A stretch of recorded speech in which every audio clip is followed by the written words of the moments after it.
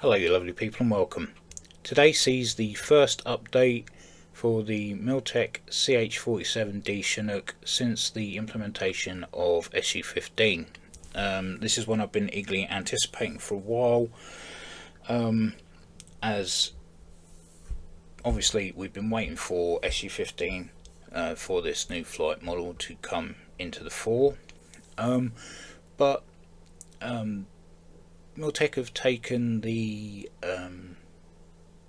stance in just implementing different parts of the aircraft in stages so as to, for two reasons, to not bog down the end user with a whole new aircraft to learn again, and for the second and the main reason I suppose is because they can implement different stages of changes to the flight model and to the internal systems, and can squash any bugs that may arise in the changing of the coding, and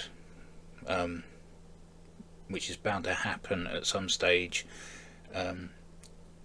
during progression.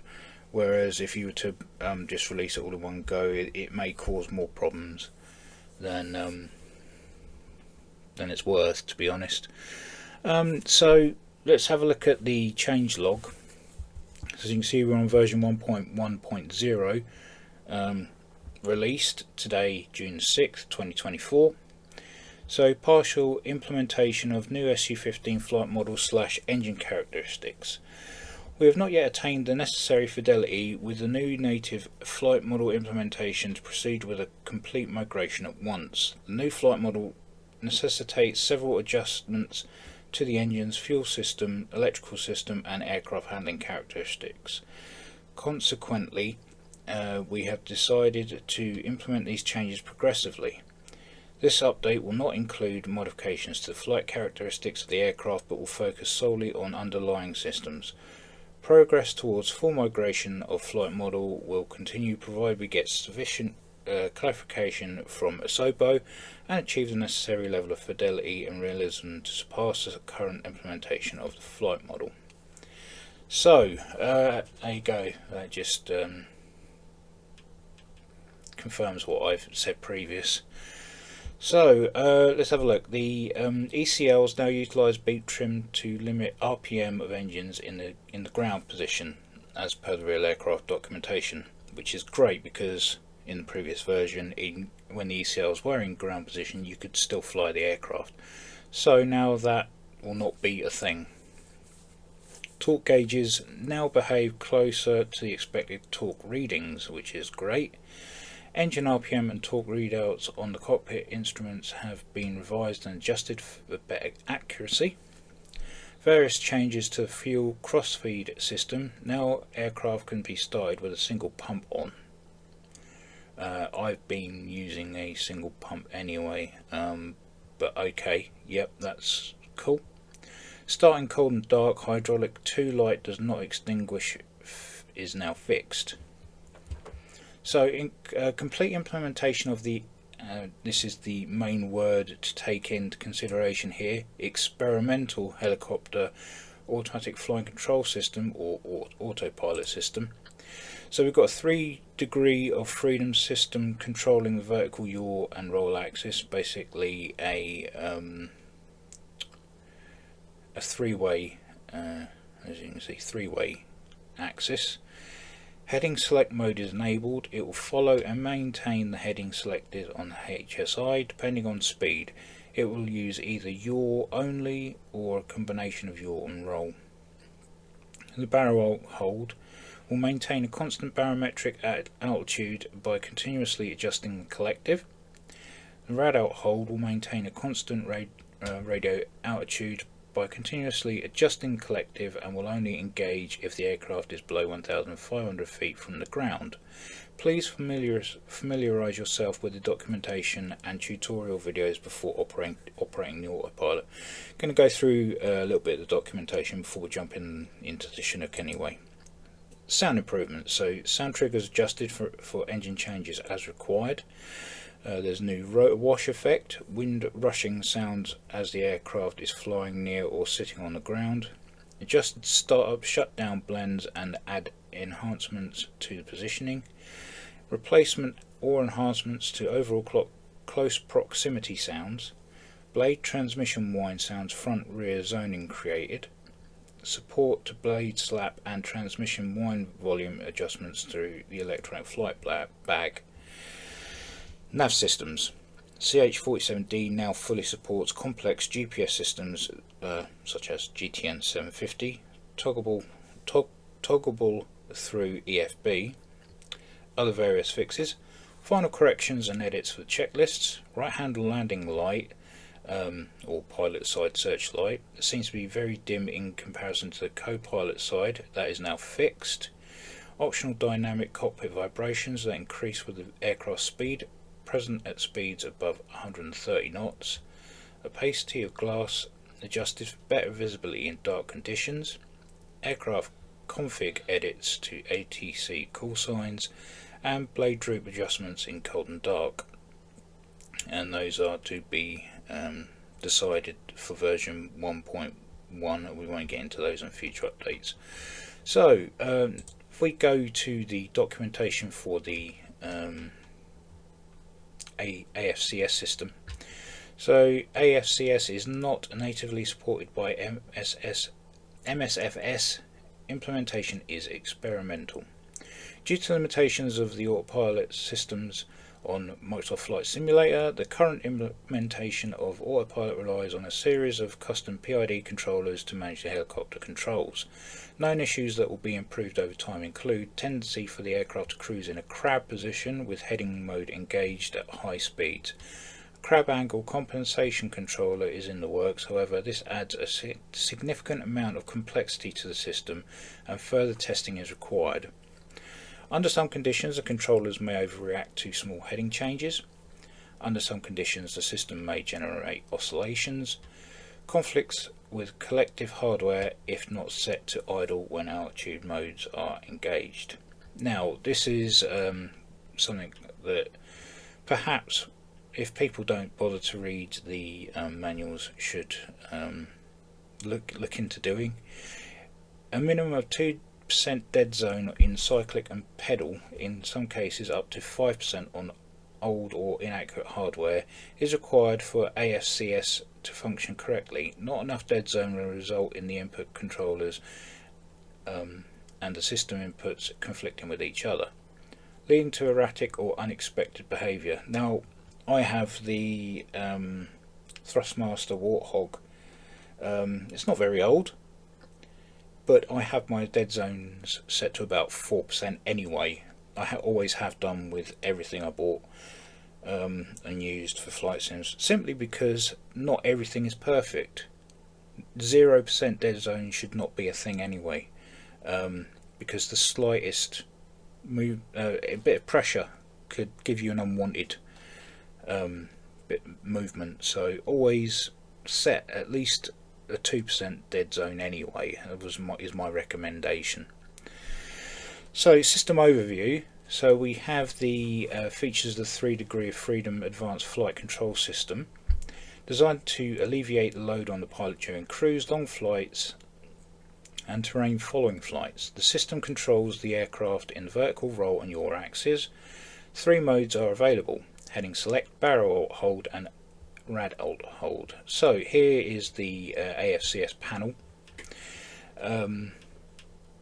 Okay, and we've got the button here that tells you the heading is engaged, which one is engaged, whether barrel out or rad out. Down here we've got the system select. I'll probably mostly be flying it in both. If it's in the off position, then obviously nothing will be running.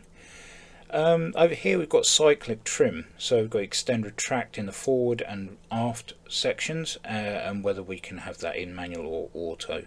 So I'll probably fly that in auto, just to take the load off and let the aircraft do the work. So like I said, there is heading, barrow, rad. System select selects the aircraft, the AFCS system the aircraft will use under normal conditions. Both will be selected for redundancy. Heading, barrow, rad won't engage unless the selector is at any position other than off.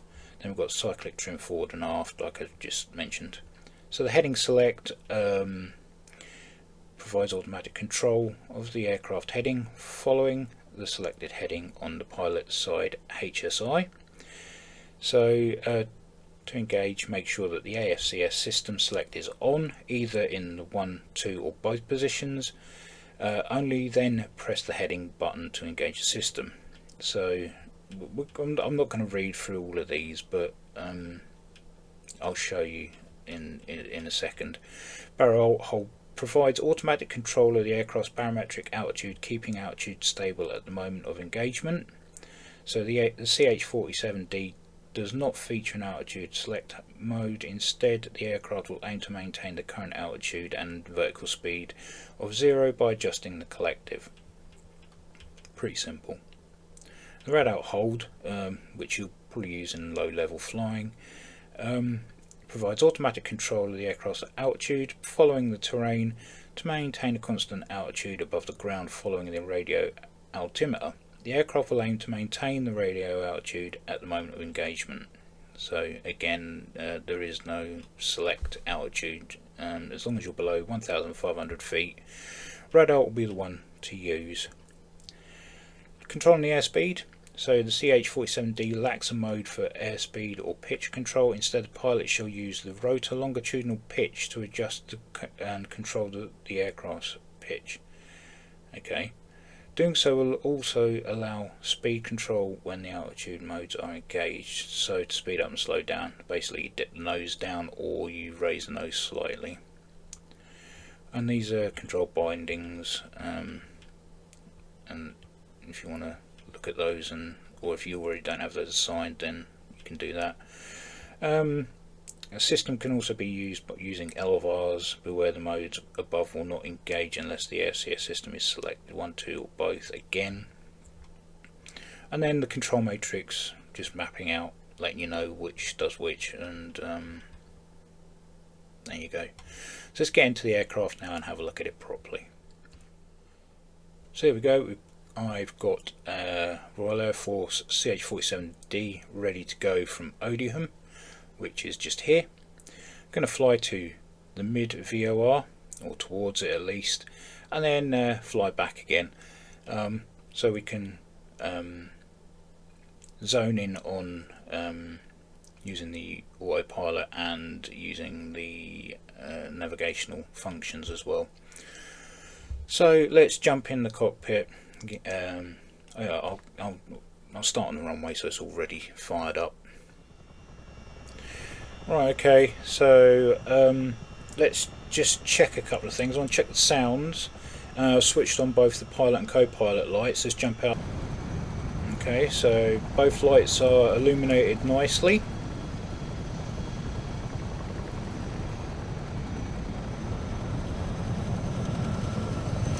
That's pretty good, yeah. More of the whine as the closer you get to the engines. Yeah, that's pretty decent. I like that.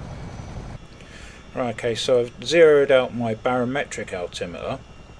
So what I'm going to do now is dial in. Where am I putting it? The mids VOR. So that's 114.00. Okay, we won't get anything yet because we're still on the ground. Make sure VOR is selected for that. Heading bug is, where are you at the moment? Okay, so I'm going to stick the heading bug there. Course, I know we've got to head southwest.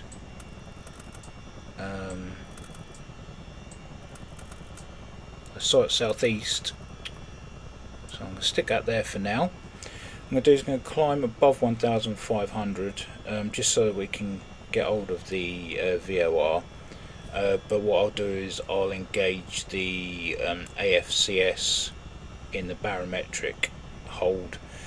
So just so we know what's going on here, I'm 0 AGL, not MSL. So it's above ground level for the airfield. Okay, So let's get this thing off the ground. Just put the brakes on for a second.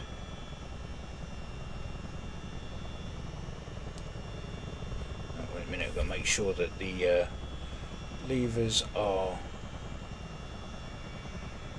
in flight. It's a bit better. Okay, let's climb.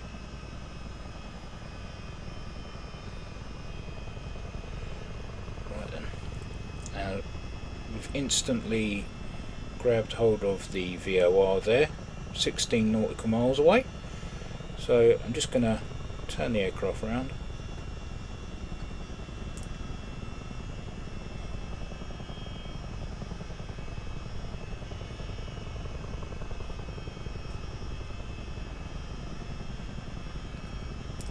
I'm going to head in this direction.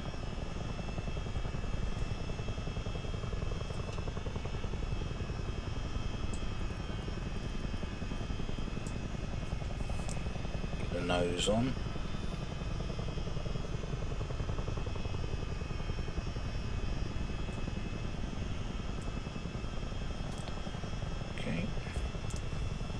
You know what?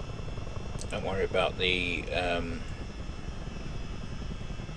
1,400. I'm going to switch on both. Okay, just get to the altitude that I want.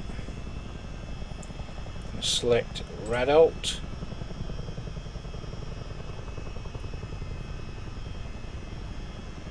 Okay. And I'm going to select heading hold once I've got the heading bug where I want it.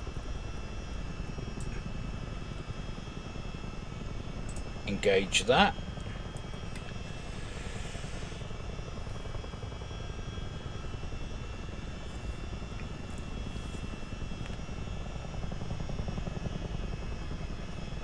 Just going to concentrate on keeping the aircraft aiming towards mids, and we do have a slight incline coming up, so we'll see what happens there. As you can see, the cyclic and collective are working quite hard to keep the aircraft stable. Okay, let's see if we start climbing. Yep, here we go, good stuff. Nice reaction from the autopilot there. Fantastic. Right out, we are at coming back down to 180 feet, 140, 150 feet. So yeah, it's changing all the time. Hence the reason why the collective is going nuts. Okay, I can see what I mean by the crabbing mode. We seem to be drifting off slightly.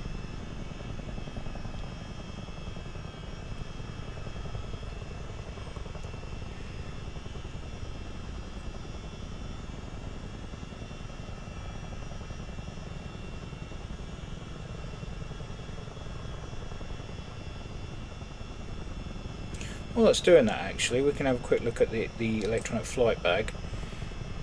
So it's got documents and info, got config, and now we've got some new bits and pieces. So there's all your options as it was before, but we can now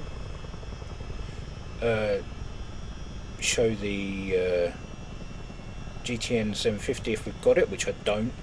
Change the altimeter, cockpit vibration. I'm going to put that on. See how that goes. Downwash effect you can still disable, and then we've got volumes for sounds here.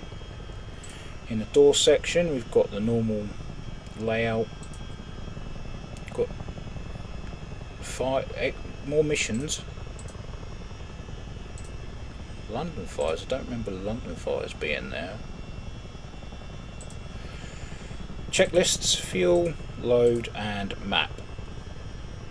So I'm going to hide that again. We are now 7 nautical miles away.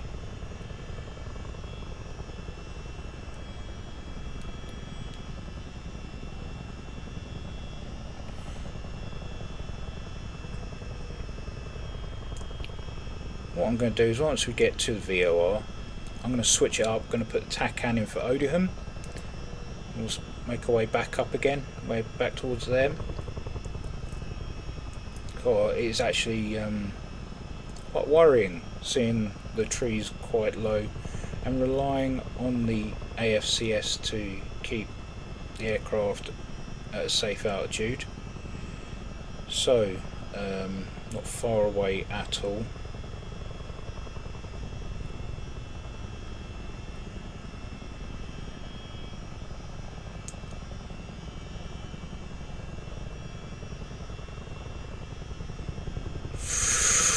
Oh, geez, that was close.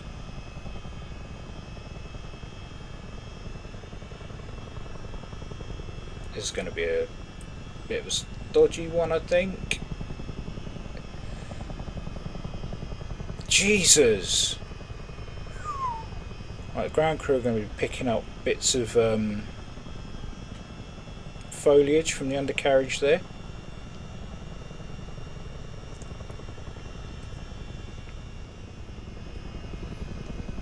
Okay, so we're above 1,500 now. So I'm going to switch it up. I'm going to put TACAN in. Change the TACAN code to 33.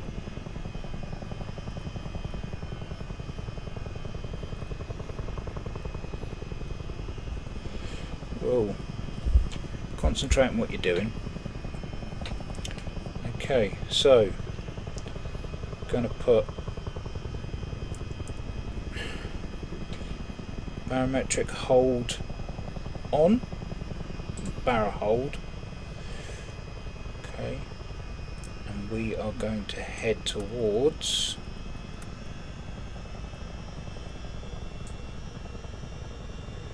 there. Change the heading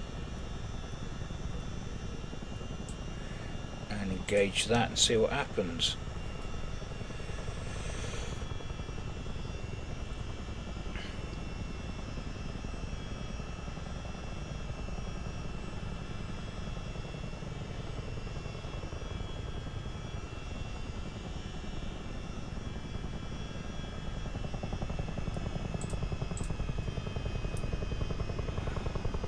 Going on.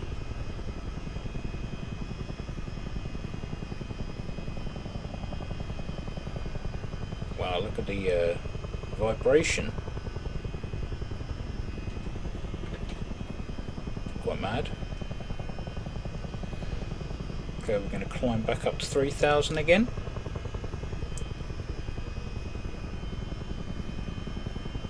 Have I induced an oscillation of some kind?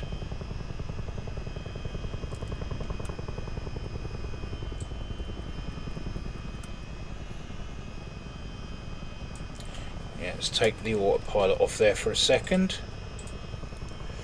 Let's get it into a state where it's actually in control and then hand it over to the autopilot.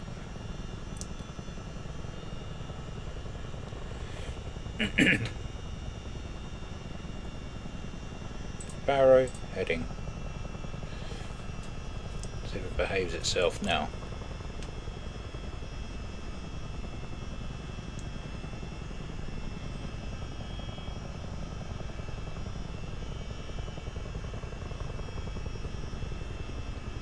Start getting vibrations on the combing any second. Oh no, stop just below. Settle down now please. That'll do.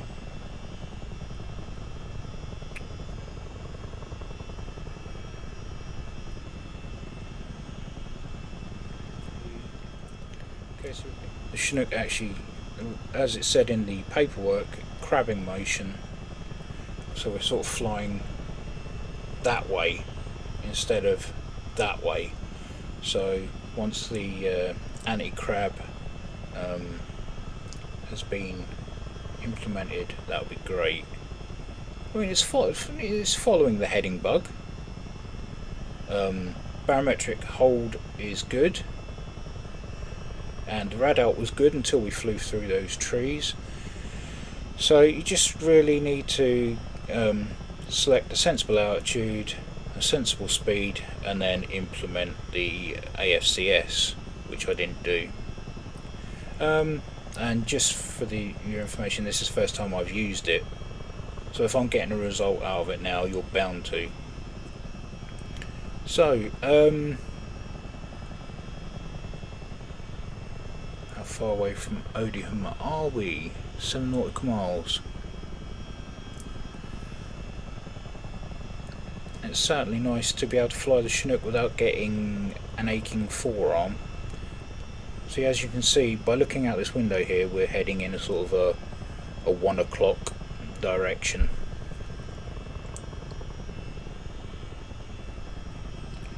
So to get the course that you actually want on the heading bug, you sort of need to have the aircraft steering a few degrees to the left, and there's Odium, and we can disengage those now.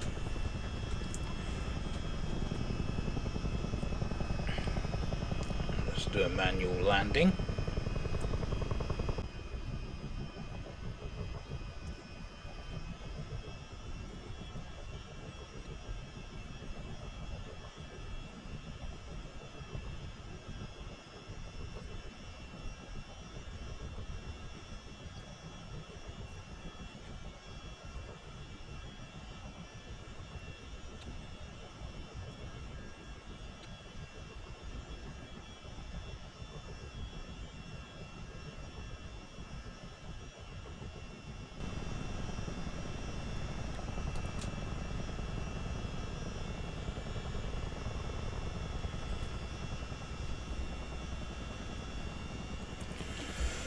Well, there we are, back at base. So there we go, that's the update review, version 1.1.0 for the CH-47D Chinook by Miltech Simulations. Yeah, just be a little bit careful with your autopilot. It works. It's a basic function at the moment. Again, remember it's labelled as experimental. So with that, I will end the video here, and if you got this far, thank you for watching, and as always, take care, and I'll catch you in the next one.